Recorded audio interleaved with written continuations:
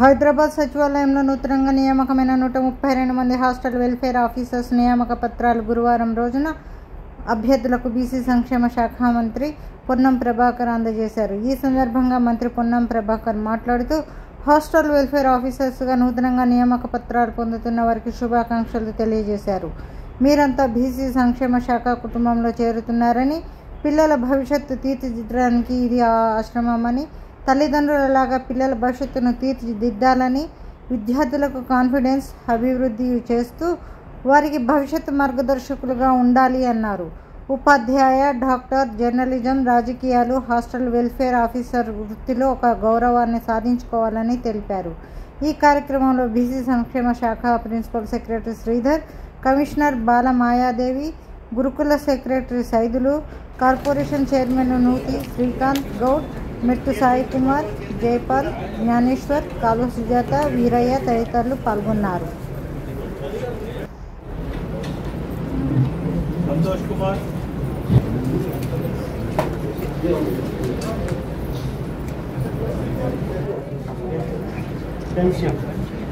ఆ తర్వాత బైరెడ్డి అశోకారెడ్డి, ఇద్దరండి, మహేష్ తర్వాత పాచిరెడ్డి లావణ్య, తర్వాత లావణ్య, నెక్స్ట్ శ్రీలత రామ్, టి మానస,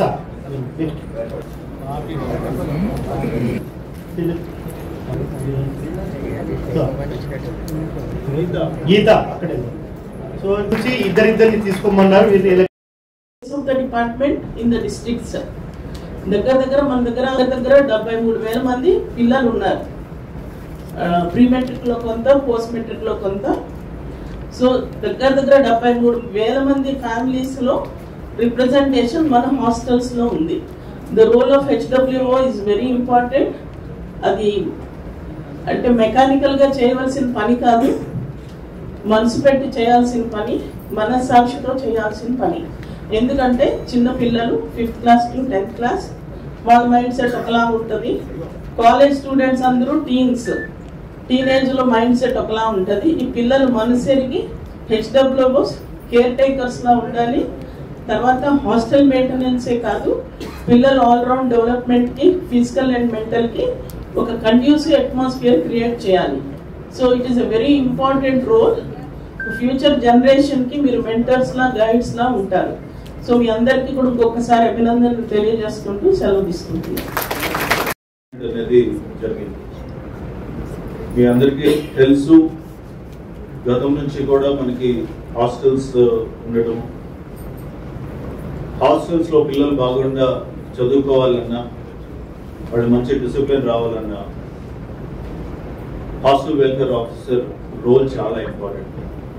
ఇంట్లో ఉంటే తల్లిదండ్రులు చూసుకుంటారు, అదే రోల్ తల్లిదండ్రుల రోల్ హాస్టల్స్ లో హాస్టల్ వెల్ఫేర్ ఆఫీసర్ కానీ, వార్డెన్ కానీ వీళ్ళు చేయవలసి. అయితే గత ఎన్నో సంవత్సరాలుగా పోస్టులు వేకెంట్ ఉంది. 2011లో రిక్రూట్మెంట్ జరిగిన తర్వాత మళ్ళీ 20లో కొంత రిక్రూట్మెంట్ జరిగింది. 20 తర్వాత మళ్ళీ ఇప్పుడు 24లో మనకి రిక్రూట్మెంట్, 25లో ఇప్పుడు వాళ్ళకి అపాయింట్మెంట్ ఆర్డర్స్ ఇవ్వడం జరిగింది. వచ్చేది ఇప్పుడు అపాయింట్మెంట్స్కి వచ్చారు. So this is a good sign for the department. సుమారుగా 700 హాస్టల్స్ ఉన్నాయి. ఇప్పుడు వీరి రాకతోటి దాదాపుగా అన్ని హాస్టల్స్ లోనూ హాస్టల్ వెల్ఫేర్ ఆఫీసర్స్ భర్తీ చేయడం జరుగుతుంది. సో పిల్లల భవిష్యత్తు చాలా మెరుగ్గా ఉంటుందనేది ఆశిస్తున్నాను.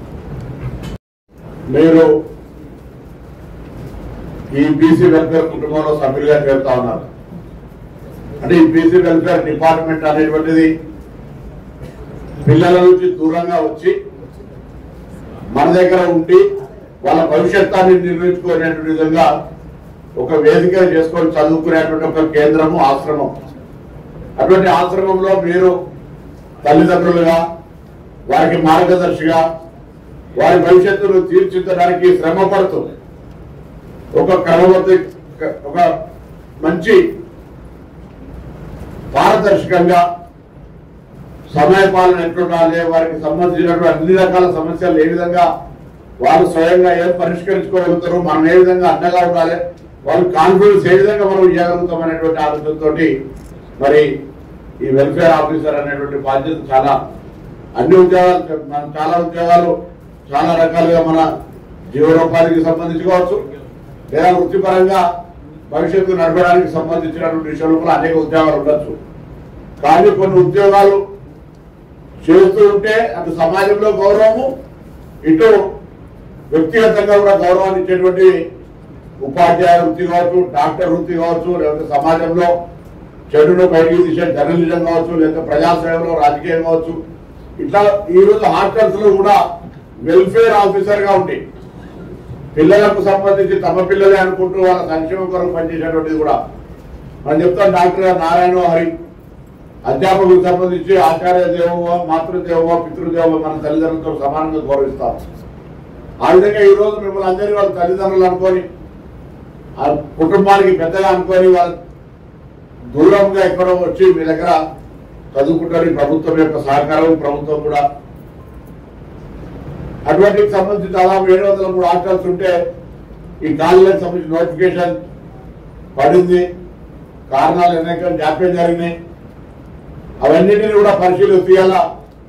మీ అందరి ఆశీర్వదించిన ఎంపికని ప్రజాపాలన ప్రభుత్వం రేవంత్ రెడ్డి గారి నాయకత్వంలో ఉన్న ప్రభుత్వం డిసెంబర్ 7వ తారీఖు 2023 నుంచి ఇవాళ వరకు దాదాపు 60,000 ఉద్యోగాలను వివిధ శ్రేణుల్లో ఉన్నటువంటి వాటిని పరిష్కరించి ఈ విధంగా ఎంపికైన వారికి నియామక పత్రాన్ని లాల్ బహదూర్ స్టేడియం కావచ్చు, లేకపోతే జలసౌధ కావచ్చు, లేకపోతే రవాణా శాఖ కార్యాలయం, ఎక్కడి వాళ్ళ శాఖలలో తల్లిదండ్రుల నుంచి వేదికగా ఇది ఒక సంతోషకరమైన విషయం. తెలంగాణ మీ అందరి పోరాటంతో మీ అందరి ఆకాంక్షల కొరకు వచ్చింది.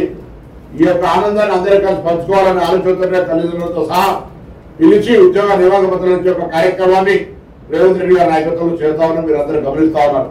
అది విద్యుత్ శాఖకు సంబంధించి కావచ్చు, ఇతరత్ర అనేక రకాలకు సంబంధించి ఈరోజు ఈ హాస్టల్ వెల్ఫేర్ ఆఫీసర్స్ గా మనం రిజల్ట్స్ చూసినాం. రిజల్ట్స్ గవర్నమెంట్ స్కూల్స్ కు సంబంధించి, ప్రైవేట్ స్కూల్స్ కు సంబంధించి, గవర్నమెంట్ కాలేజీ ప్రైవేట్ కాలేజీలను కంపేర్ చేసుకుంటే మనకు గురుకులాల లోపల కానీ హాస్టల్ లోపల చాలా డిఫరెన్స్ వచ్చింది. ఇంకా కొన్ని సౌకర్యాలను ఏర్పాటు చేయాల్సిన బాధ్యత ప్రభుత్వం మీద ఉంది. కొంత వాళ్ళ పిల్లల యొక్క లేదా అక్కడ పనిచేస్తున్నటువంటి యొక్క సిబ్బందికి సంబంధించినటువంటి కొన్ని సమస్యలు ఉన్నాయి. వాటన్నిటినీ ఒక్కొక్కటిగా నెరవేర్చుకుంటూ ముందుకు పోతా ఉన్నాం. ఇవాళ హాస్టల్కు సంబంధించినటువంటి కానీ లేదా గురుకులాలకు సంబంధించిన మెస్ ఛార్జీలు పెట్టడం కానీ, కాస్మెటిక్ ఛార్జీలు పెట్టడం కానీ, వాళ్ళకి అక్కడ ఇన్ఫ్రాస్ట్రక్చర్, డ్రింకింగ్ వాటర్ ఫెసిలిటీ కావచ్చు, టాయిలెట్ కావచ్చు, ఇతరత్ర అన్ని రకాలుగా సమస్యలు పరిష్కరించే విధంగా ముందుకు పోయే ప్రయత్నం చేస్తాం. ఇప్పుడల్లా మిమ్మల్ని అందరూ ఒకటే ఈ రోజు నియామకం పొందుతున్న వాళ్ళందరికీ కోరుతాను, ఈ కుటుంబంలో సభ్యులుగా ఇవాళ మీరు ఈ కుటుంబం అంటే ఈ బలహీన వర్గాల శాఖకు సంబంధించిన ఈ కుటుంబ గౌరవాన్ని పెంపొందించే ప్రయత్నం జరగాలి. చూస్తాం సమాజంలో అనేక మార్పులు వచ్చినాయి. నిన్న సీతక్క గారు ఒక మీటింగ్ చెప్తున్న మనం గతంలో అంటే మీకు తెలియకపోవచ్చు ఒక 30-40 సంవత్సరాల కింద అన్నం తిందామంటే దొరికేటువంటి పరిస్థితి కడుకోనో లేకపోతే ఇంకొకటి తినే పరిస్థితి ఉండే. దాని నుంచి బియ్యం తినే కాడికి వచ్చింది. ఇలా పెద్దలకి పరిమితి సన్న బియ్యం సామాన్యం దాకా వచ్చింది. అదేవిధంగా అనేక కార్యక్రమాలు జరుగుతూ ఉన్నాయి. మార్పులు చేర్పులు సమాజంలో కొంత న్యాయం జరగాలి అనేటువంటి ఆలోచనతో సామాజిక న్యాయం అనేటువంటి దృక్పథం కూడా బయటకు వస్తూ ఉంది. ఇలా బలహీన వర్గాల శాఖ మంత్రిగా తెలంగాణ ప్రజాపాలన ప్రభుత్వం దేశానికి దిక్సూచి ఉండే విధంగా రాష్ట్ర వ్యాప్తంగా ఒక కుల సర్వే జరిగింది. ఆ కుల సర్వే ఆధారంగా మనం ఇంటికి 150 ఇళ్లకు ఒక చొప్పున 90,000 మంది ఎన్యూమరేటర్స్ వేసి ఆ 10 మందికి ఒకరు చొప్పున మళ్ళా సూపర్వైజర్ వేసి రాష్ట్ర వ్యాప్తంగా ప్రతి ఇంటికి వెళ్ళి సమాచారం సేకరించుకున్న ఎంపైరికల్ డాటా దాని ఆధారంగా చేసుకొని డెడికేషన్ కమిషన్ ద్వారా ఇతరత్ర ద్వారా ఎందుకు చెప్తున్నారు ఇదంతా కూడా మిర్యాల నుంచి బీసీ ఒక డిపార్ట్మెంట్ కు సంబంధించిన సభ్యులు అంతా సమాచారం తెలుసు. కానీ ఎక్కడికైనా వెళ్ళిన ప్రభుత్వంలో భాగస్వాములుగా ప్రభుత్వం చేపడుతున్నటువంటి బలహీన వర్గాలకు సంబంధించి పిల్లలకు సంబంధించి కార్యక్రమాలన్నీ కూడా క్షేత్రస్థాయిలో జరగాల్సినటువంటి అమలు చేయాల్సిన బాధ్యత. కాబట్టి అటువంటి సర్వేకి సంబంధించి శాసనసభలో పెట్టుకొని చట్టాన్ని చేసుకొని ఇలా గవర్నర్ గారు ఆమోదించి రాష్ట్రపతి గారు పంపినారు.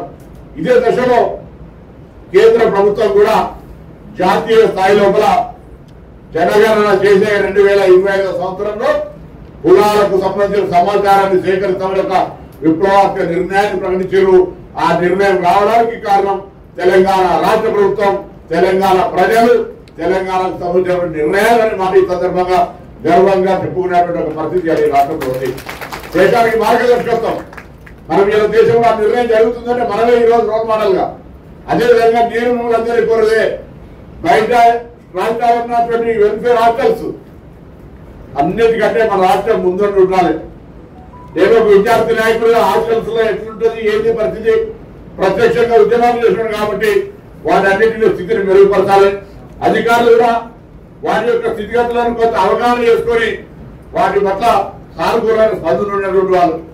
మేమిద్దరే స్పందన సరిపోదు, ప్రభుత్వంలో పెద్దలుగా ముఖ్యమంత్రి గారు అట్లా స్పందన ఉండాలి. అంతకంటే ఎక్కువ స్పందన ఉంది.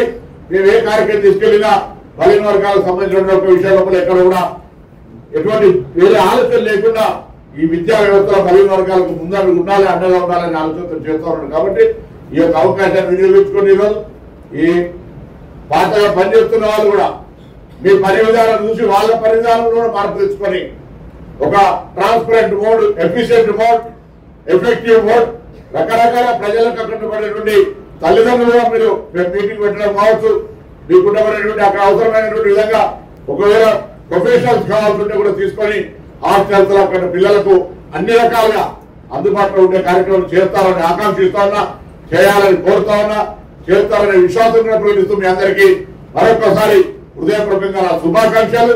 ఈ తల్లిదండ్రులందరూ కూడా ఈ రోజు మీ పిల్లలుగా వారి వెల్ఫేర్ ఆఫీసర్ గా పంపుతారు. వారికి మీ సరైన మార్గదర్శకత్వం ఉంది కాబట్టి ఇలా ప్రభుత్వ ఉద్యోగం రాగలిగింది.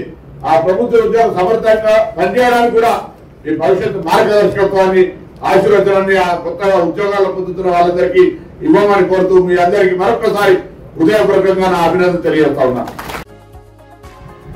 Please like, share, subscribe and comment G3 Media.